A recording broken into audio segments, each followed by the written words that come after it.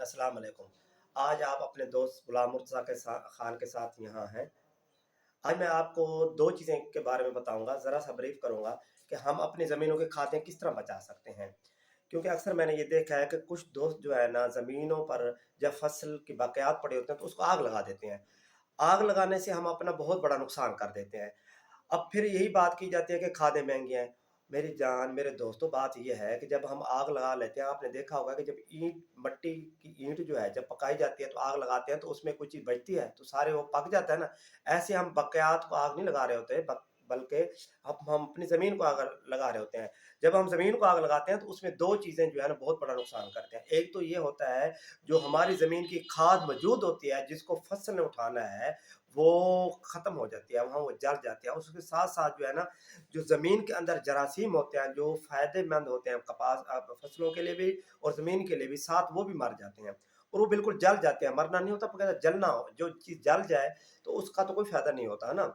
उससे हम एक तो अपने ज़मीन का नुकसान कर रहे हैं, दूसरा सबसे बड़ी ये बात है, जो फसल हमने काश्त करनी थी, उसकी पैदावार हम कम अज़ कम 5 से 7 मन फ़ी एकड़ कम कर रहे हैं।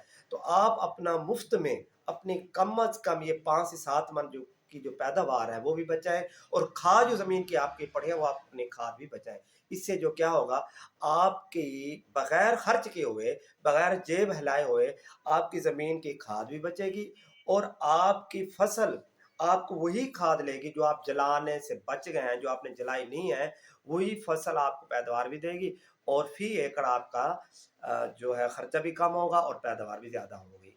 तो उसके साथ-साथ एक बात और भी बताता जाऊँ, सिर्फ़ आग लगाने से ये नहीं होता है कि माहौल ख़राब हो जाता है या बीमारियाँ पैदा हो जाती हैं, स्मोक पैदा हो जाती है, ये तो नुकसान है ही है ना। और साथ-साथ सबसे बड़ा नुकसान ये है कि आपकी जो अपनी ज़मीन है उसकी खाद आप ख़त्म कर रहे हैं। साथ-साथ आप अपनी ज़मीन की जो पैदावारी सालियत है उसको भी ख़त्म कर रहे हैं। तो बड़ा मेहरबानी करके अपने भाई गुलाम मुर्तज़ा को आप इजाज़त दीजिए और इस बात पर मुझे यकीन है इंशाअल्लाह कि आप आइंदा अपनी फसलों को कभी आग नहीं लगाएँगे। इसके बारे में बाद में मैं एक इंशाअल्लाह जल्द प्रोग्राम करूँगा कि आप अपनी फसलों को किस तरीके से जो है ना बाक़ियात को जो है ना ज़मीन में हल कर सकते हैं और उसको हल करके उनकी खाद बना सकते हैं। तो शुक्रिया, अस्सलाम वालेकुम वरहमतुल्लाह।